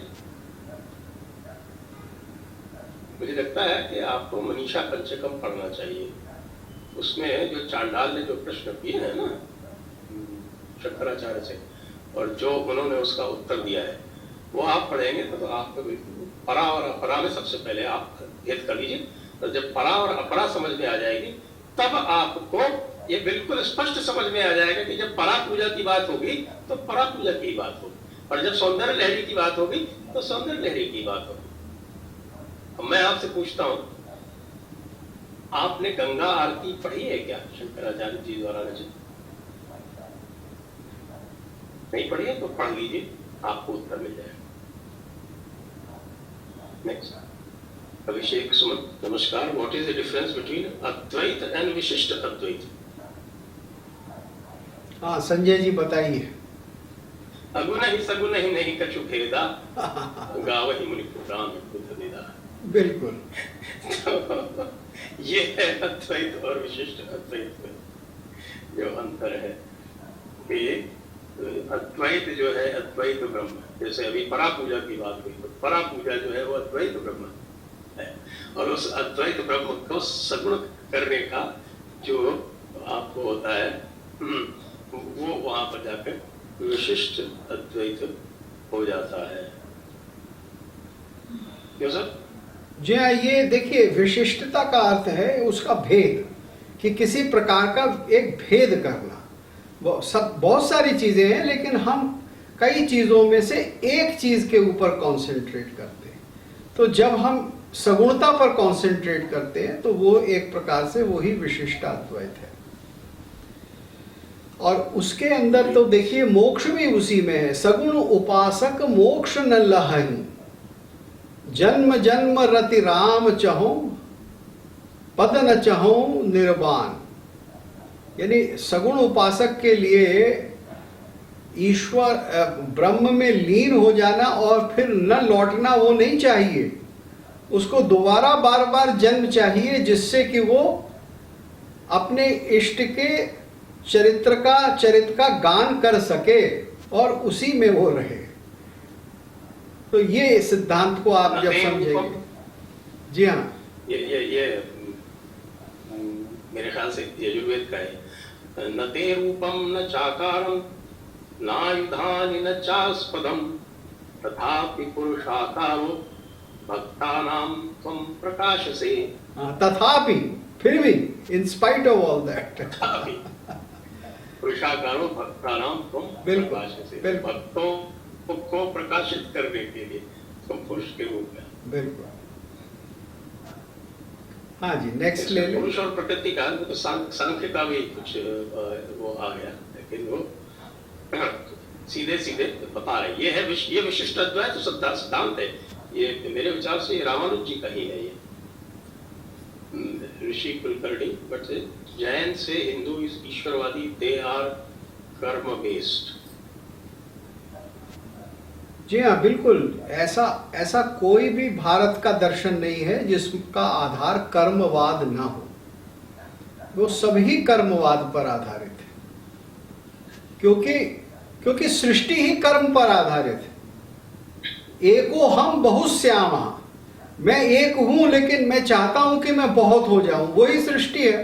तो वो भी तो कर्म है ना, पहला कर्म तो वही है। हर चीज कर्म पर ही आधारित है। मनु ने भी इस पर लिखा है, जगत की उत्पत्ति ही कर्म से होती है। चौहान साहब को धन्यवाद। रविंद्र मिश्रा जी को धन्यवाद। विकास कुमार, प्रणाम गुरुजन। कैन निराकार ईश्वर बी इक्वेटेड विद अल्लाह और Yahweh? If not then why not? अब इसकी चर्चा तो अभी हम करके ही चुके हैं कि भेद बहुत है और इस भेद को समझना चाहिए। और अभी हमने कहा ही है कि देखिए कि अल्लाह शैतान का कल्याण क्यों नहीं कर देते, और इसी तरह से गॉड द फादर जो है वो लूसीफर का कल्याण क्यों नहीं कर देते। ये परम द्वंद्व तो क्यों चलता रहता है। तो ये तो सबसे बड़ा भेद तो यही है, और यही लक्षण है यहूदीवाद का, ख्रिस्तानियों का और इस्लाम को मानने वालों का। वो सबसे बड़ा भेद है। जी हाँ, जी हाँ।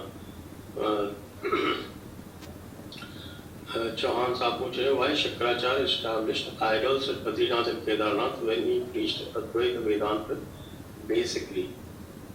क्योंकि उनको पता था कि अलग अलग जो स्थितियां हैं आपकी, जिसको हम जो साइकोलॉजिकल लेवल्स बोलते हैं, जिसको कई बार आप वैखरी, मध्यमा, पश्चंती और परा, इनकी जो बात करते हैं, तो अलग अलग स्थितियों के लिए अलग अलग आवश्यकताएं होती है। अभी मैंने वो आपको सुनाया था ना, नते रूपम न चाकारम वाली।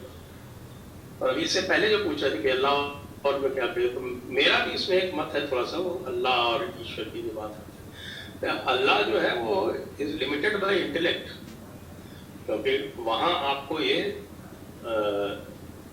अनुमति नहीं है कि आप परा में जाएं, परा में जाने की अनुमति ही नहीं है। इसलिए जो एक फ्रेमवर्क ही अलग है, एक इंटेलेक्चुअल फ्रेमवर्क है और एक एक्सपीरियंशियल फ्रेमवर्क है। हमारा फ्रेमवर्क तो एक्सपीरियंशियल फ्रेमवर्क है, तभी वो परा की तरफ आपको भेजता है। Next, Naman, I wanted to know that is Ahilya and Indra story true? देखिए, मैं इनको सलाह दे दूं? हाँ बिल्कुल बिल्कुल। आप जो है नरेंद्र कोहली जी की रामकथा पढ़िए, उसमें देखिए उन्होंने इस स्टोरी को किस रूप में प्रतिपादित किया है। क्योंकि हमारे यहाँ जो पुराणों की जो अधिकतर कथाएं हैं, उनको समझने के लिए बहुत अधिक गहरे जाना पड़ता है, क्योंकि अधिकतर वो सिंबॉलिक और एलेगोरिकल है, और उनको जो लिटरली लेता है वो बहुत सबसे बड़ी गलती। तो ये लिटरली लेने की चीज नहीं है, यहाँ इतिहास नहीं है। मैं आपको एक बीच में बात कहूं कि यहाँ हो ये गया है कि अगर बाइबल पढ़ी जाए तो हमें बताया जाएगा इसे लिटरली मत लो, लेकिन अगर आप महाभारत रामायण पढ़े जाएंगे तो हम कहेंगे इसे लिटरली पढ़ो और देखो इसमें तो चने क्या उल्टा सीधा लिखा है। अब ईसाइयों में एक संस्कार होता है यूखरिस्ट। तो यूखरिस्ट में एक छोटा सा ब्रेड का पीस भक्त को दिया जाता है और थोड़ी सी वाइन दी जाती है। क्योंकि ईसा मसीह ने ही लास्ट सपर में अपने आखिरी भोजन में कहा अपने शिष्यों से कि भाई ये लो ब्रेड, ये ब्रेड जो है ये मेरा मांस है, और ये लो वाइन, ये जो है ये मेरा रक्त है। तो अब उसी को चर्च में यूखरिस्ट के तौर पर उसी संस्कार को किया जाता है। तो अब हम इसको लिटरली लें या फिगरेटिवली लें? तो आप देख रहे हैं कि डबल स्टैंडर्ड्स कितने जा रहे हैं। तो कहीं भी हम इस प्रकार की कथा को दुनिया में लिटरली नहीं ले सकते, ये मेरा कहना है। और ये प्रश्न जो भी आपसे रामायण महाभारत को लिटरली पढ़ने के लिए करे, ये प्रश्न आप फिर दूसरे संप्रदाय के लोगों से भी करिए। और बहुत सारी कथाएं हैं उनकी, आप कैसे मान लेंगे कि 72 हूरें मिलती हैं वगैरह वगैरह, ये सारी चीजों को लिटरली देखेंगे आप?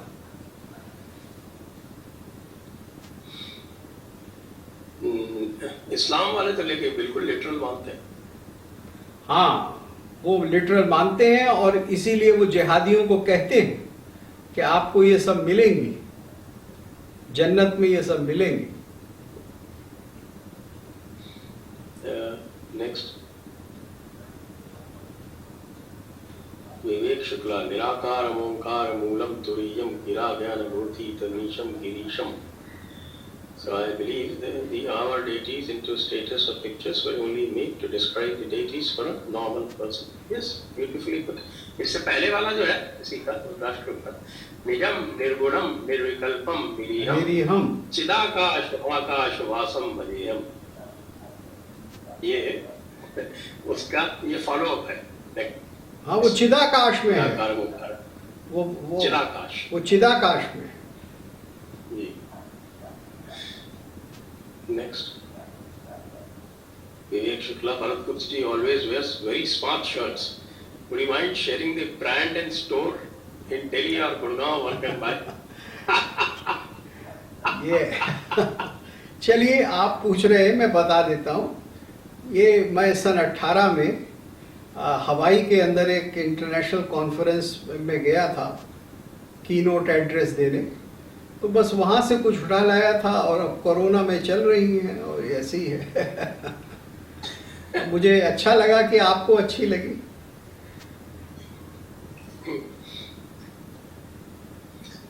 Shravan, handmade statues in temples, Swayambhu statues of gods, Naga stones in Nagavan, and Shaligrams are all called as murtis and need Prana Pratishtha. Any book on Prana Pratishtha?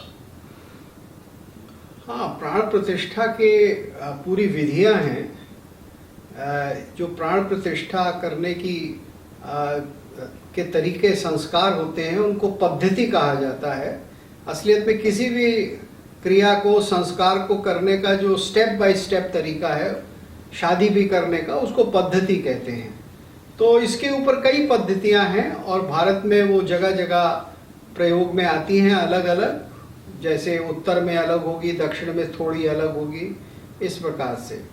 तो वो बहुत सारी पद्धतियां हैं, अगर आप इसका अध्ययन करना चाहें तो फिर कर सकते हैं।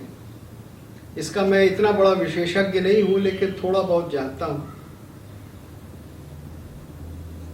तो ये हर जगह भारत में है। ये राकेश ओली जी कह रहे हैं, प्रणाम भरत जी, मूर्ति पूजा इन दो श्लोकों के परिप्रेक्ष्य में समझाएं। शिवम आत्मनि पश्यन्ति प्रतिमासु न योगिना। हाँ, योगियों की बात हो रही है राकेश। हाँ बिल्कुल, यही तो मैं कह रहा हूँ, न योगिना। वो तो सभी, वो निर्विकल्प समाधि में तो प्रतिमा कहाँ, सभी कोई किसी प्रकार का विकल्प नहीं रहता ना। जब आप निर्विकल्प में, जैसे वो परा पूजा की बात कर रहे थे, तो वो परा पूजा किस लेवल के लोग होते हैं, वो परा पूजा की बात उनके लिए लिखी गई। हाँ, वो आगे श्लोक तो बिल्कुल वही कह रहा है जिसका हम अभी तक कर चुके हैं कि अज्ञानम भावनार्थाय प्रतिमा परिकल्पता। बस क्या तत्यात्रया व्यापकता। जी हाँ, बिल्कुल। ज्ञानेन चेतः परता स्तुत्या मया वाक्परता हताति शमस्यत्वं त्रिविधा परादान। अच्छा, यहाँ मैं एक चीज, फिर परा की बात आ गई यहाँ पर। तो परा की बात हो रही है, जहाँ परा की बात है तो वहां पर तो जो आपका जो आगम है वो बिल्कुल अलग होगा। अच्छा, मैं यहाँ एक बात और संकेत कर देता हूँ, इसका संकेत करना आवश्यक है कि संगीत की जो उपासना है, तो संगीत की उपासना में स्पष्ट है कि ये जगत ही स्पंद के, स्फोट सिद्धांत की यही कहता है, स्पंद से प्रकट हुआ है।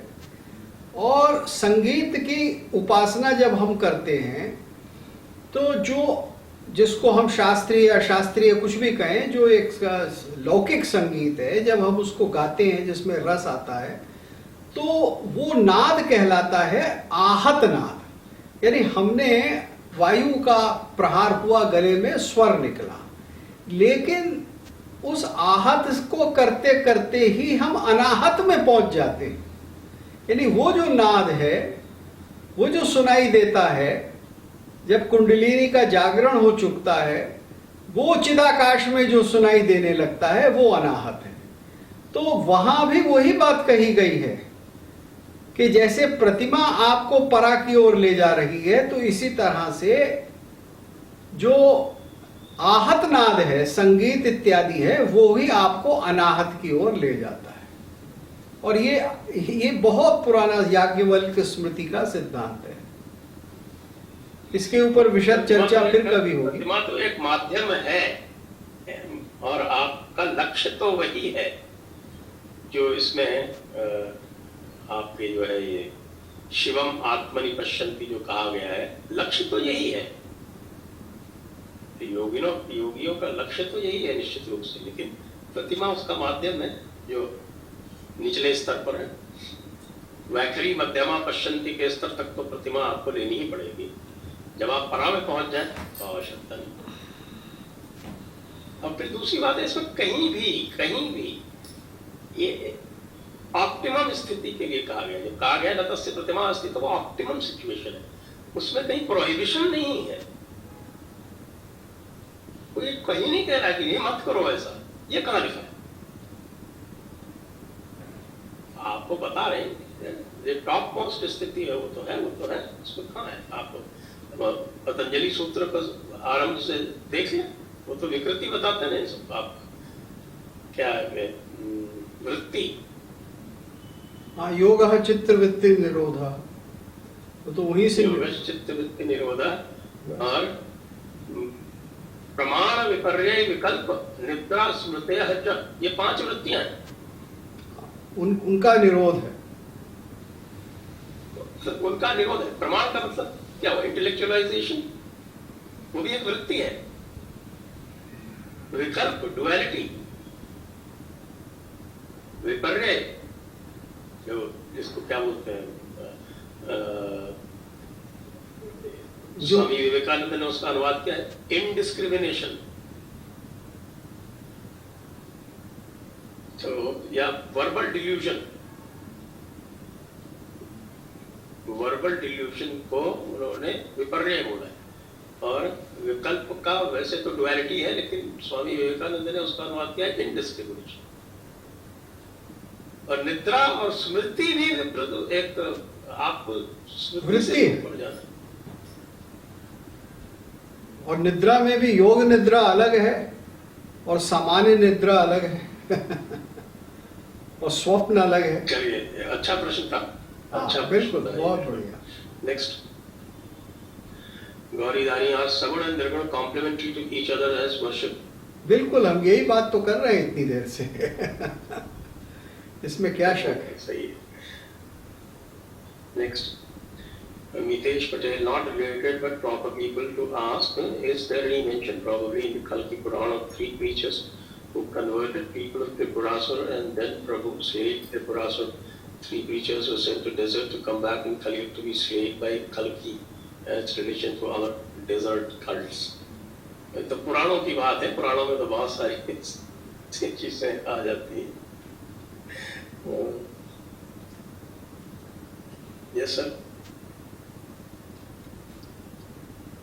आपका कोई रिएक्शन? हाँ, ये तो कल के अवतार के जो लीला है उसके बारे में कहने वाले लोगों का है। म्लेच्छ निवह निधने करवालम धूम केतुमिव किमपि करालम केशव धृत कल के शरीर जय जगदीश हरे। तो वहाँ कल के अवतार को म्लेच्छ म्लेच्छों का अंत करने वाले कहे गए हैं। तो अब उसके साथ ये भी परिकल्पना जुड़ी है कि ये डेजर्ट कल्ट से एसोसिएटेड म्लेच्छ हैं। वैसे म्लेच्छ का अर्थ तो केवल शुद्ध न बोलने वाला होता है और इतिहास में कई प्रकार के लोगों, जातियों को भारत के बाहर की, उनको म्लेच्छ कहा गया है। जैसे हमको जब हम अंग्रेजी बोलते हैं तो हमको म्लेच्छ ही समझते हैं। नेक्स्ट, और Irani sir, I have one more question. Is Murti Puja also related to Dharana Dhyan, which is part of Ashtanga Yoga? देखिए, भारत के अंदर एक बहुत बड़ी विविधता है कि कितने प्रकार की साधनाएं होंगी। तो साधनाओं में, विशेषकर तंत्र में या सामान्य जीवन में, मंत्र की साधना है, यंत्र की साधना है, सगुण रूप की साधना है, नवधा भक्ति है। तो ये इतनी सारी चीजें हैं जो उसी ओर ले जाती हैं हमें। जो अभी बात हो रही कि वैखरी से परा की यात्रा, तरह तरह से लोगों की साधना होती है उनकी रुचि के हिसाब से। रुचि नाम वैचित्र्या, कि उनकी कैसी रुचि है उसके हिसाब से लोग साधना करते हैं। तो ये चीजें मिली हैं। और मूर्ति पूजा जिसको हम कहते हैं, यानी विग्रह, हमारे यहाँ शब्द है कि विग्रह, भगवान ने जो शरीर धारण कर लिया है, हम उसको इस तरह से मानते हैं ना कि वो भगवान ने ही ये शरीर ग्रहण किया है, वो भगवान साक्षात बैठे हैं। तो वो इसी साधना का अंग है, सगुण साधना का अंग है। और वहीं से फिर आगे कहानी बढ़ जाती है की ओर जाते हैं। कुछ जाकर भी कहते हैं कि हम सगुण में ही अच्छे हैं, वही हमारे लिए रस है। इतनी विविधता आपको संसार में दर्शनों की कहां मिलेगी, और इतना फ्रीडम और चॉइस कहां मिलेगा। आज जो फ्रीडम ऑफ एक्सप्रेशन की बात हो रही है, ये तो बड़ी बचकानी सी बातें लगती हैं भारत के दार्शनिक इतिहास को देखकर। केवल वही ये बातें करते हैं आज फ्रीडम ऑफ एक्सप्रेशन की, जिन्होंने भारत के दर्शन नहीं पढ़े। बिल्कुल बिल्कुल। मैं इसमें ऐड कर दूं जी। आपके पतंजलि सूत्र 1.40 कभी यथाभिमत ध्यानाद वा, आपको जैसे सहज लगे ये आप उस प्रकार से ध्यान लगावें। तो यदि आपको मूर्ति, आपको धारणा के लिए, ध्यान के लिए, यदि किसी सगुण मूर्ति का या सगुण रूप का ध्यान आप लगाने से आपको सहजता होती है, तो वो पूरी तरह से आपके लिए इसमें अनुमति है इसकी। इसके ऊपर श्री अरविंद ने बहुत समझा कर लिखा है कि आप पूरी तरह से सविकल्प ध्यान कीजिए या निर्विकल्प ध्यान कीजिए। Either let the mind flow और let the mind be concentrated on something. Shri Aurobindo ने बहुत अच्छी तरह समझाया, उसी चीज को समझाया जिसका अभी संजय जी ने बात किया। सविकल्प आसान है, निर्विकल्प बड़ा कठिन है। मोक्ष क्या है? मोक्ष को प्राप्त हुआ व्यक्ति आत्मा क्या पुनः धरती पर अवतरित हो सकता है? बहुत से वाद हैं, बहुत सी चीजें इसके अंदर, तरह तरह के दर्शन हैं। एक उत्तर थोड़ा ही है। और मोक्ष भी कई प्रकार का माना गया है। लेकिन एक बात है कि भारत में एक दृष्टि ये भी रही है कि सब कुल मिलाकर जो परम अवस्था है वो दो नहीं है। जिस तरह से परम सत्य दो नहीं हो सकते, परम सत्य तो एक ही होगा ना, अल्टीमेट ट्रुथ तो एक ही होगा, दो तो हो नहीं होंगे। उसकी व्याख्याएं 2 क्या 10 हो सकती हैं। तो इसके लिए भी बड़े स्पष्ट रूप में कहा गया है, यम शैवा समुपासते शिव इति ब्रह्मेति वेदांतिनो। और फिर आगे वो बता देते हैं कि यम शैवा समुपासते शिव इति ब्रह्मेति वेदांतिनो बौद्धा बुद्ध इति प्रमाण पटवः करतेति नैयायिका अरहन् नित्यथ जैन शासन रतो कर्मेति मीमांसका सोयम वो विदधातु वांछित फलम त्रैलोक्य नाथो हरि। कि ये जो त्रैलोक्य नाथ हैं, हरि हैं, भगवान विष्णु हैं, ये आपकी इच्छाएं पूरी करें। वो कौन है? वही शिव है, वही बुद्ध है, वही कर्म है, वही यज्ञ है, वही जैन अरहन हैं। ये भी सिद्धांत है। ये भी हमारे मनीषियों ने बड़े स्पष्ट रूप से कहा। इस प्रकार के और भी पद मिलते हैं जो ये कहते हैं कि परम अवस्था एक ही है। परम के अतिरिक्त कोई दो, परम में दो हो नहीं सकते। आप किसी भी रास्ते से चले जाए। गीता में भी है ना कि ये अप्यन्य देवता भक्ता यजन्ते शुद्धयान्विता बिल्कुल तेपि मामेव कौन्तेय यजन्ते विधिपूर्वकम्। मैं वैसे ही उनको लगता हूं, वैसे ही प्रकट होता हूं। जी बिल्कुल। नेक्स्ट शची, बड़ा लंबा क्वेश्चन है सर जी। भरत जी मेरा प्रणाम। To idealize, doesn't it mean that whose examples are set on the highest standards of living, one who all follow, to be as close to him our heart and do physical karmic worship for them? जैसे बाल कृष्ण जी को we idol worship as we would to our own child, जैसे to idolize माता जी इन श्रृंगार से लेकर उनको भोग धरना, what is wrong with it? हमने कब कहा इसमें wrong है? तो हम तो उसका अनुमोदन कर karmically and is a better use of one's time and brain in this body. I think she has made a very what is called very good description. हाँ, जो बात हम कह रहे हैं उसी को आपने कहा है। आइडोलाइज का मतलब अंग्रेजी में एक ये होता है कि उसको जो सच है उससे और बड़ा बना देना। एक तो व्यवहार में आइडोलाइज का मतलब है कि वो इतना अच्छा नहीं है, मैं उसको बहुत अच्छा बना रहा हूं। लेकिन हमारी चर्चा तो दूसरी हो रही है। हमारी चर्चा तो एक स्तर से और ऊपर के स्तर पर जाने की है। तो आपने स्वयं उसका बहुत अच्छा विशद विवरण किया है, बिल्कुल सही। आप धन्यवाद की पात्र हैं।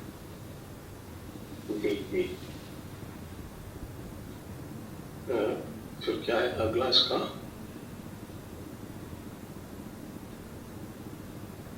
Bharat ji, I have read. Bharat ji, I have read idols and temples are consecrated spaces and are energy forms. How is the energy imbibed into idols?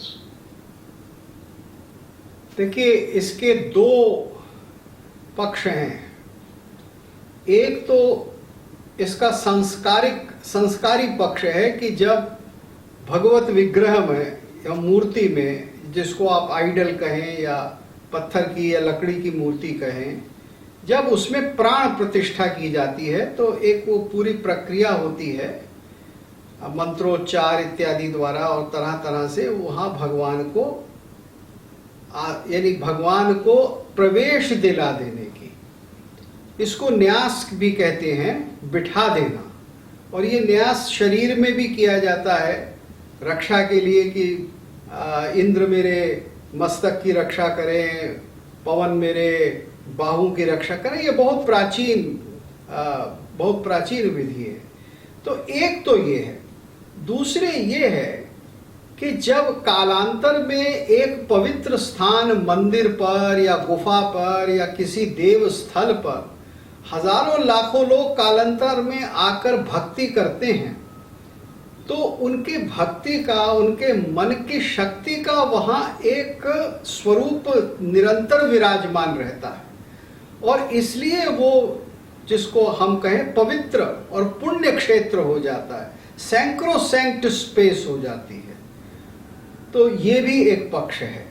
वास्तव में जहां हमने अपना मन समर्पित किया है, उस स्थान पे भी उस मन की शक्ति और वो जितनी भी हमारी परिकल्पना और भाव रहा है हमारा, वो भाव हमारा निरंतर जीवित रहता है।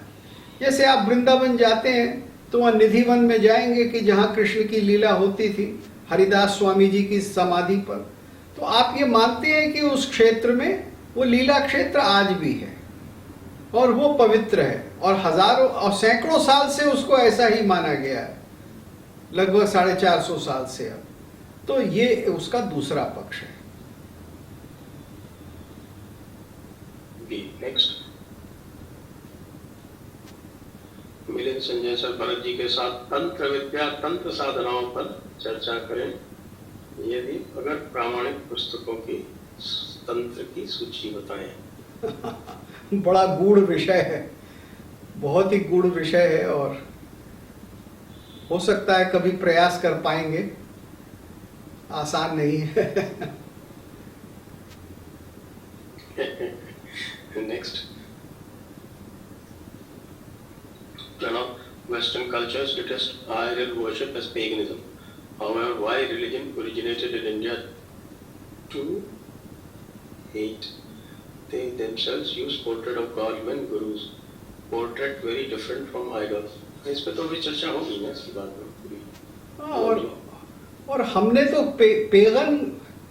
पेगन जो हैं, ये तो यूरोप के अंदर जो लोग, ईसा मसीह से पहले जो लोग जिस धर्म में या उपासना में विश्वास करने वाले जो लोग थे, उनको पागानी कहा गया था।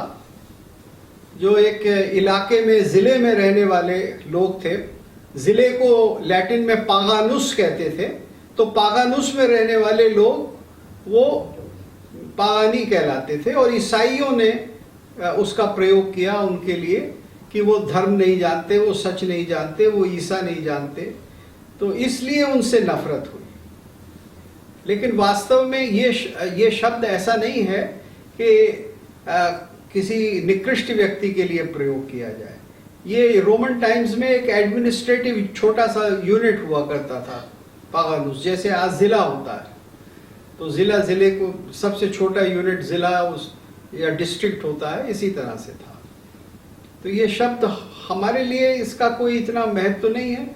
हाँ, हमारे लिए ये अवश्य बात है कि जिस तरह से वो भक्ति करते थे और उनके लिए जो उनके सिद्धांत थे वो बहुत से हिंदू सिद्धांतों के सम्यक हैं, उनसे मिलते जुलते सिद्धांत हैं। वो भी देवत्व को सारे संसार में देखते थे। तो ड्रूइड्स और जो अन्य जातियां रही हैं, उनके विचारों में और भारत के विचारों में, भारतीय दर्शनों के में बहुत समानता है। Next, Pradeep करांबे, why Arya Samaj opposes मूर्ति पूजा? तो बताया था ना आपको पहले साहब की ईश्वर ने मना किया। सच्ची, Ashtabhujas are symbolic representation of the gunas, which when we see darshan or murti reminds us of those gunas which encourage us to live our lives in the same manner. Shivaji's idol reminds us to use as little resources as possible and sustain, and teaches us to that no place, be it temple or shamshan, God resides everywhere.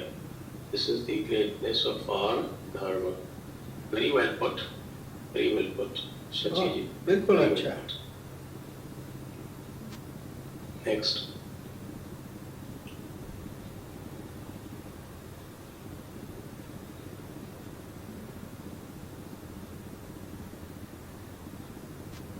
ये शायद अंतिम था इनका, और भगवान शंकर के ऊपर उनकी स्तुति एक प्रकार से इन्होंने की, तो शायद वही अंतिम प्रश्न रहा। एक और है, जी हाँ, how to understand our scriptures are morphed, prakshipt or not. We cannot deny the possibility. On the other hand, we need evidence. देखिए इसकी मैं इसमें थोड़ा सा ऐड कर दूं? जी हाँ, जरूर। Nitin ji, this thing is very simple. The absence of evidence is not the evidence of absence.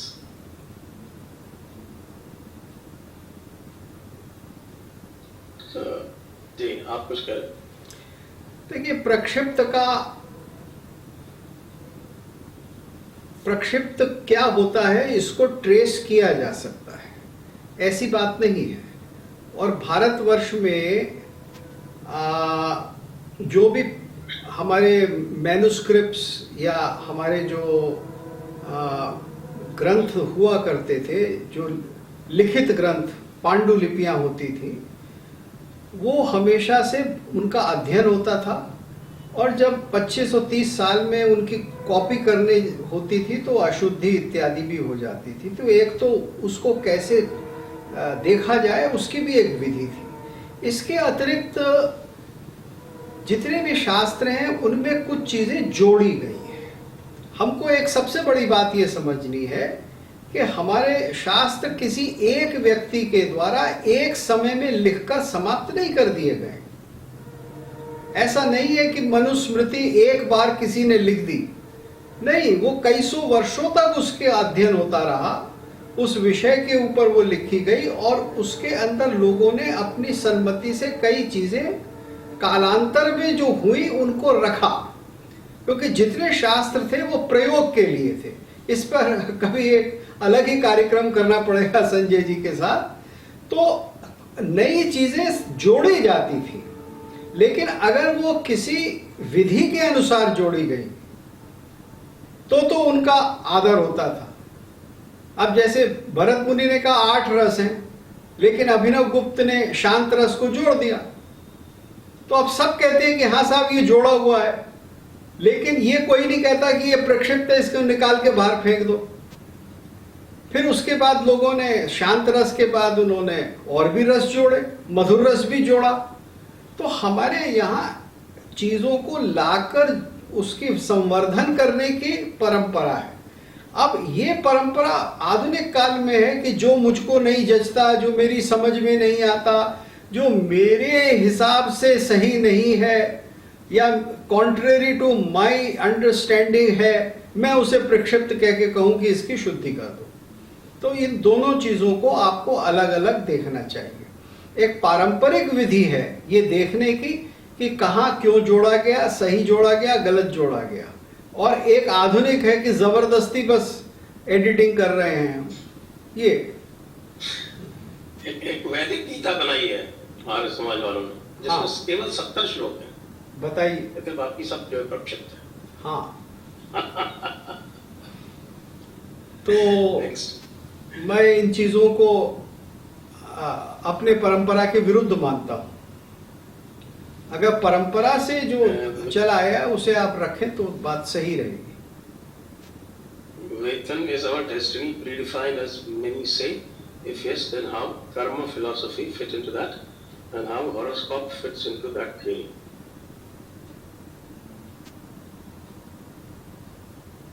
देखिए, डेस्टिनी का क्या मतलब है? डेस्टिनी का पश्चिम में भी एक तो प्री डिटर्मिन्ड है। कुछ लोग ये मानते हैं, जैसे कैथोलिक्स का एक संप्रदाय जेजुइट्स होता है, वो मानते हैं कि भगवान ने जन्म देने से पहले ही ये फैसला कर दिया कि आदमी मरने के बाद नरक जाएगा या स्वर्ग जाएगा। उसे pre destination, doctrine of pre destination कहते हैं। तो वहां तो कर्मवाद है ही नहीं। लेकिन भारत में अगर कर्मवाद है कि मुझको जो कुछ मिल रहा है आज, वो अपने पूर्व कर्मों से मिल रहा है, चाहे वो इस जन्म के चाहे पिछले जन्म के, और फिर आज के बाद जो कुछ मेरा भविष्य बनेगा वो भी मेरे कर्मों से बनेगा। तो कर्मवाद तो ये है जिसमें प्रारब्ध भी है और जिसमें मेरा गंतव्य भी है। तो कर्मवाद यही है, इसको समझिए। इसके अतिरिक्त और कोई कर्मवाद नहीं। पुनर्जन्म भी उसी का आधार है। पुनर्जन्म भी कर्मवाद के कारण ही होता है।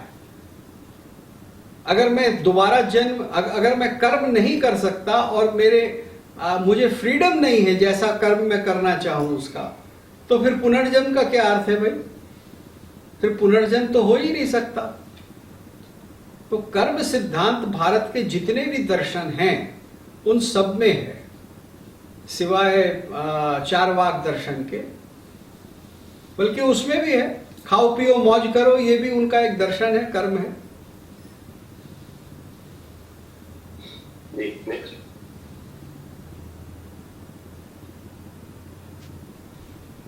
Algebra. Western Europe found it bewildering when they came across concept of zero, but they accepted it because it made accounting easier.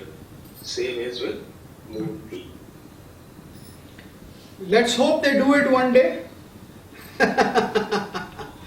Let's hope they do it. Next. Siddhashaka, I don't like the term Murti Puja. The term Pratima Upasana is better. चलिए ठीक है, इसमें कोई फर्क नहीं पड़ता। ठीक आप प्रतिमा उपासना रख लीजिए। हाँ, जो करिए। मूर्ति पूजा पसंद करते हैं, बस। यथा विमत ध्यानात् वा, उसको हाँ। इसमें भी लगा दीजिए, यथा विमत उपासनात् वा। हाँ। लेकिन करिए जरूर। नेक्स्ट। इसी के साथ सभी दर्शकों को धन्यवाद। भरत गुप्त जी, आपको भी बहुत बहुत धन्यवाद। बहुत अच्छा सेशन रहा, बहुत बढ़िया। बहुत लोगों ने बहुत अच्छा इंटरेक्शन किया। जय हिंद, वंदे मातरम। वंदे मातरम।